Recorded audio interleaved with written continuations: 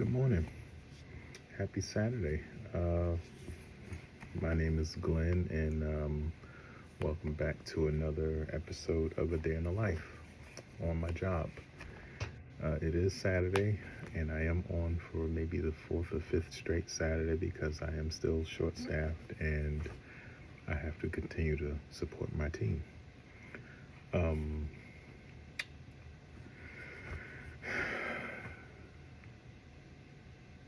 We were able to get a good number of people in today to help work, so I'm happy with that.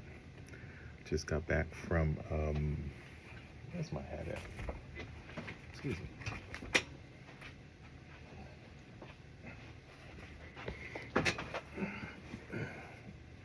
That's more like it. Go Cowboys. Don't hate.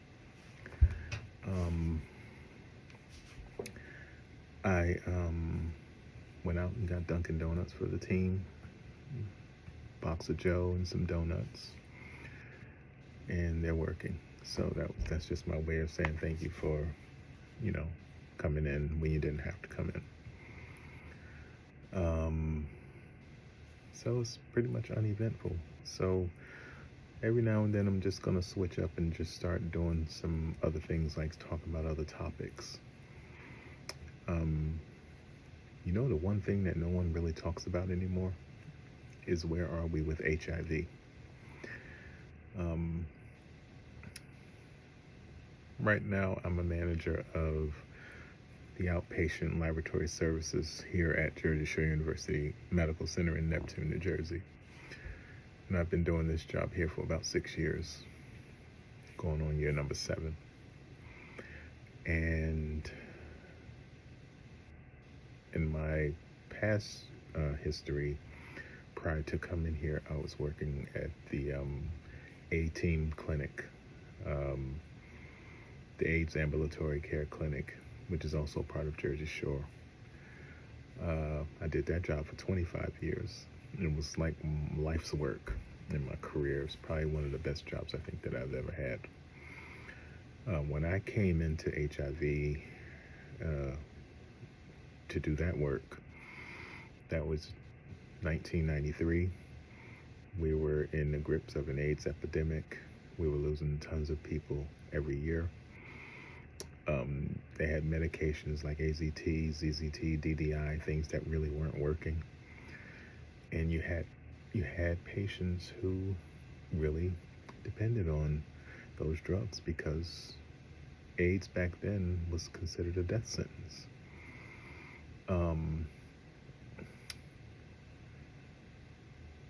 By the time 1994, 1995, 1996 came around, they started using different types of drugs in combination therapy. And those drugs helped combat certain parts of the HIV virus itself so it couldn't duplicate or replicate. And it was quite successful because those viral loads, the viral load is what measures the amount of virus in the blood. Someone who was considered non-detectable was someone who had the amount of HIV in their blood less than 20 milliliters. That became more and more common the more the different cocktail combinations started to come out, because once one drug company figured it out and developed it, then next thing you know, every other drug company came out with their version of the same drug. So fast forward to about 2016, 2017, 2018, just before I left, education was always important as far as knowing what drugs you're taking, knowing what you needed to do to stay healthy.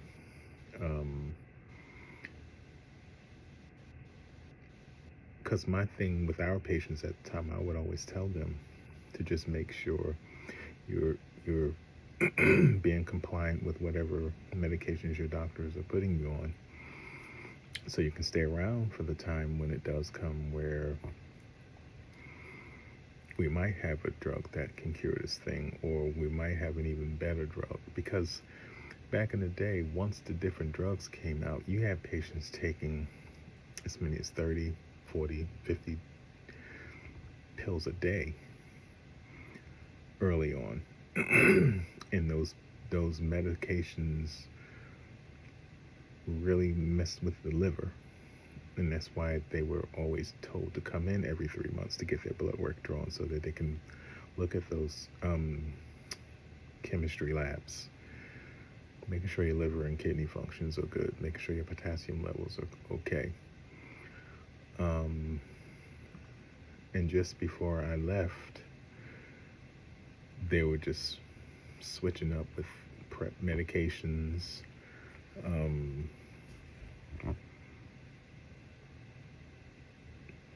things of the like.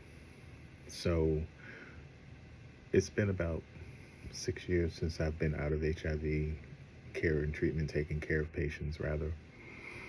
And I just wanted to see what was going on with some of the latest things that are out here. There are new treatments, there's a vaccine, and there's gene editing therapy. Now, as far as the gene editing therapy goes, the FDA fast-tracked something called EBT 101. Now, that is a gene editing therapy that aims to cure HIV. A clinical trial for this therapy is expected to finish in March of 2025. Then there's something called a nanoparticle vaccine. A clinical study found that an experimental HIV nanoparticle vaccine is safe in humans. Now, this vaccine is intended to be part of a multi-step vaccination regimen. So when you have these vaccines, not the vaccines, but when you have these clinical studies, they'll put people on studies. Could take a while before you get results back on it. So it might be a number of years before this particular experimental HIV non-particle vaccine can be used for real. Someone's going to take it, and then others are going to get the fake drug. Then there's something called BLZ 945. This medication is being tested in clinical trials to treat HIV in humans as well. And it targets macrophages, which are a major source of HIV replication in the brain. Then you have things like long-acting injectables. These injectable antiretroviral treatments can be given every 2 months or even every 6 months. Studies have shown that they're effective and safe, and that they can help people maintain viral suppression. The longer you maintain viral suppression, you won't get sick. You'll continue to be HIV positive, but you don't have AIDS, which is a great thing. I mean, the virus has become treatable like a chronic illness, like a diabetes or something like that. It's not the death sentence it once was. The only way it can continue to be a death sentence is if you choose to neglect your care and treatment, and the disease will do what it's always done for the last 40 or so years. Take you out if you don't do what you need to do. Then there's something called lenacapavir. The journal Science named the development of this drug the 2024 breakthrough of the year. It is considered a key step toward ending HIV/AIDS as a global health crisis. This is just wonderful news, and this is why it's always important to continue that HIV/AIDS funding that we've always wanted to continue for this reason. Yes, it may not have affected a lot of you, it may not have affected a lot of your families, out of sight, out of mind, it still doesn't take care of the others who are really going through it. The only way we can get through it is to totally obliterate it so that it's gone. Just like we were able to get rid of Hep C, we can get rid of HIV. Now, through all of this, while there have been significant advances in HIV research, a cure is not yet available.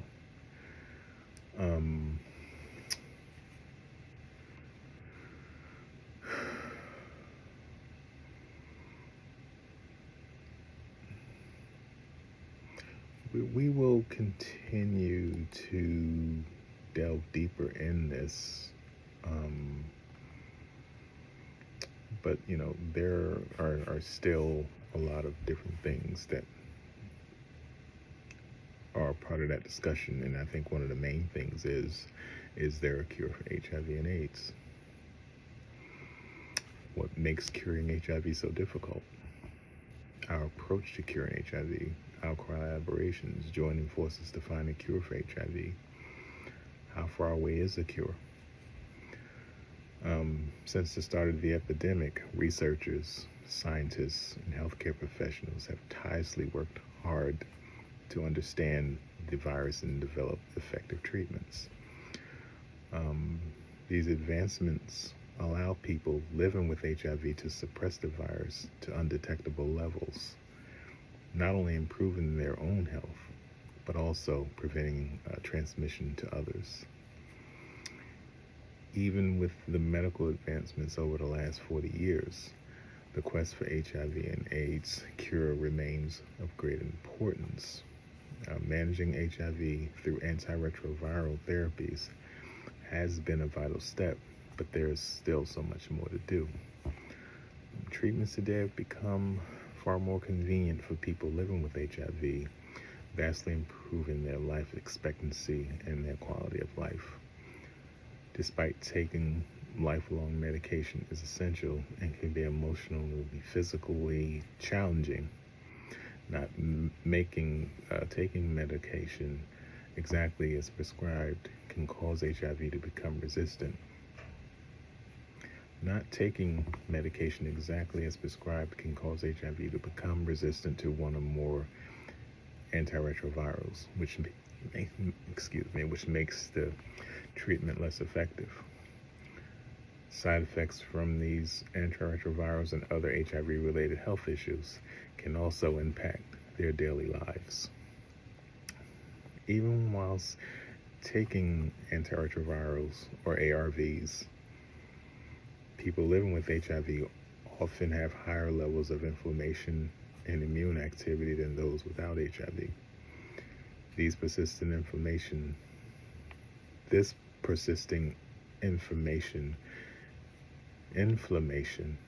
can increase the risk of other health problems such as heart disease, cancer, and brain issues. Combined with the social stigma associated with HIV, these concerns highlight the urgent need to find a cure for HIV.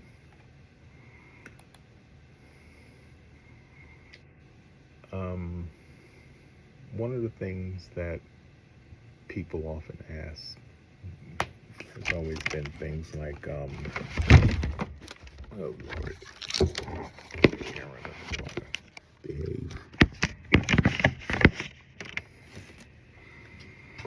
I would ask questions like, what makes curing HIV so difficult? I know back in the day they used to always talk about how it always changed. The virus was so smart, it figured out the makeup of the medications that are being given, and it just changes how it affects the body. But what makes curing HIV so difficult? I think the greatest challenge to curing HIV permanently is the virus's ability to hide and remain dormant in pockets of healthy immune cells, especially the CD4 T cells. Now, the T cells are your healthy cells. These are the cells that you're trying to save. These are the cells that keep you healthy as long as they're at an optimal level. Not taking your meds will cause these levels to drop. Anytime those T cells drop below 200, once they drop below 200, you will be classified as being diagnosed with AIDS. So it's always imperative to take your meds consistently. Stay away from drugs and drinking and smoking and all the other things that's going to work against you. Now, amongst these CD4 T cells, these hidden HIV pockets are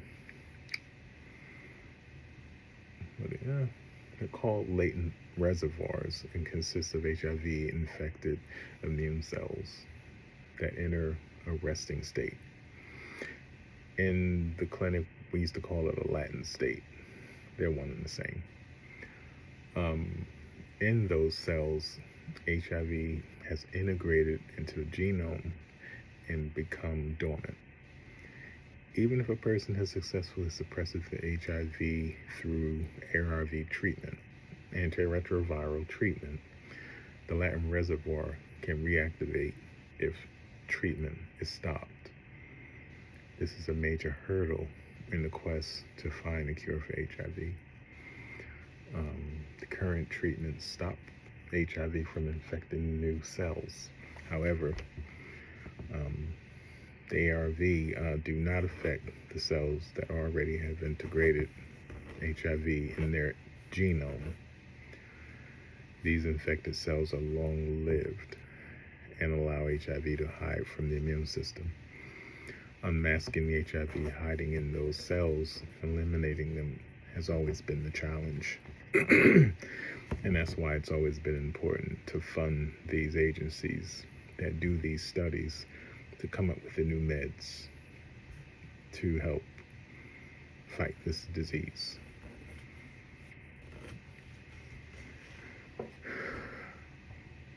You have different drug companies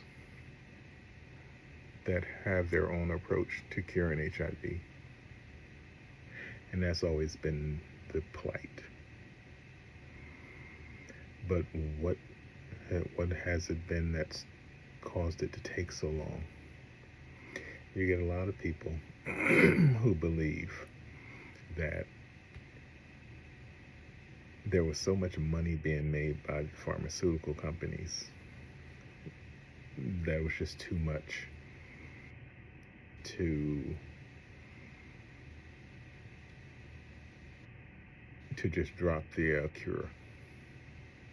Then there are some who used to say maybe they've had the cure this whole time, but it's such a grift. But it's unfortunate people had died throughout making all this money.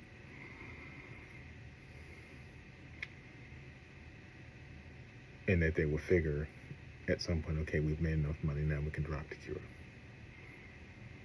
But here we are 40 years later, really 43 going on 44 years later, and no one still dropped the cure.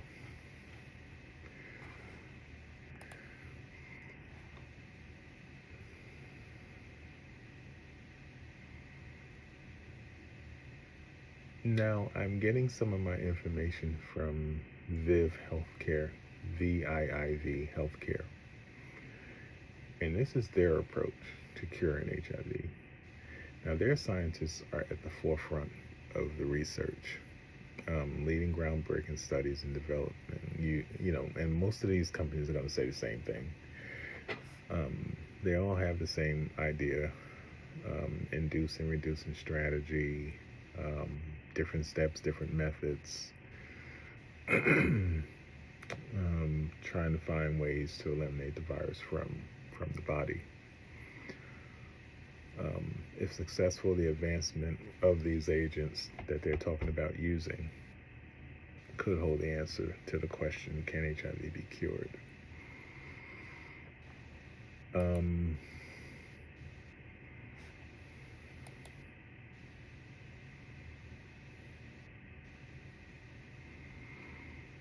The effort to find a cure for HIV is a collective endeavor involving many research teams and organizations worldwide.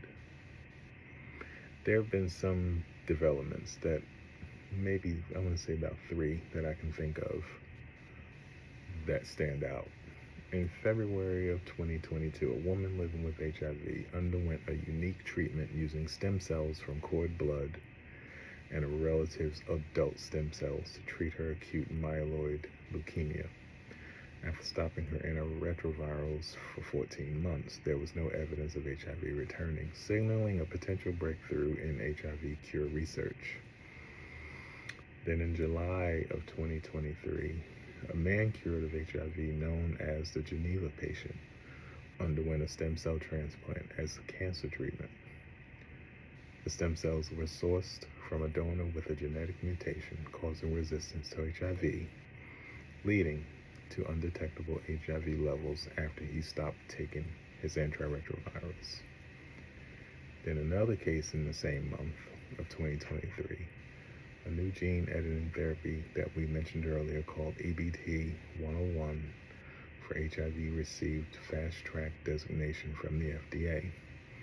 This treatment aims to cure HIV and is tested in a clinical trial that is expected to finish in March of this year. Now, it is worth noting that the treatments the man and the woman above received were invasive, cancer-related, and not scalable to 39 million people across the globe with HIV. Nevertheless, they're still groundbreaking findings that bring us one step closer to a cure for HIV. Developing an HIV cure is complex, requiring long-term commitment.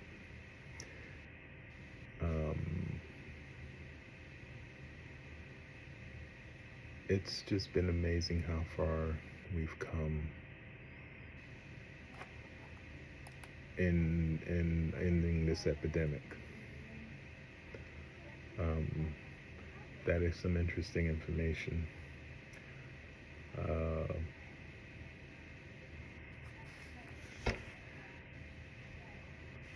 It just so happens that I'm wearing an old band that I used to have from the days when I used to work there at the clinic called Until. And that until pretty much means until we get a cure, until the end comes. We're closer. I believe we are closer. I'm really waiting for the day when they can say they found a cure, HIV is done and over. My concern now is the young people. They're just as reckless as ever. And there's been an uptick in the numbers. So I'm hoping that we don't get back to those crazy numbers that we used to have back in the 90s and the 2000s and 2010s. Well, that's all I have for today. Every now and then I will go off the grid and do something else. I got to think about what my next topic would be outside of what I do here at work. Now, I told the team I'm going to be in the back in my office getting some work done. I thought it was a good opportunity to get on and put some content on. If they needed me, I told them to come and get me. And I didn't get interrupted, so I guess we're doing okay.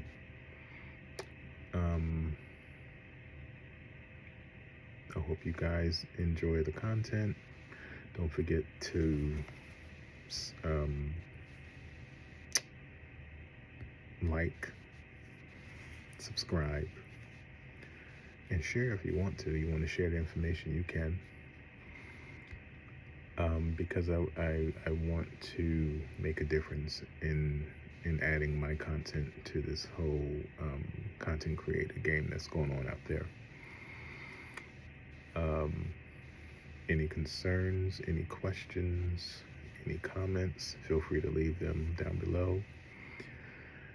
And have a wonderful Saturday. Have a great rest of your weekend. They're talking about possibly snow up here at some point over the weekend. They've been promising snow for a while, and we've just been getting dust here in central Jersey and north.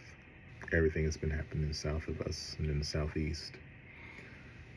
God bless you. May God continue to keep you.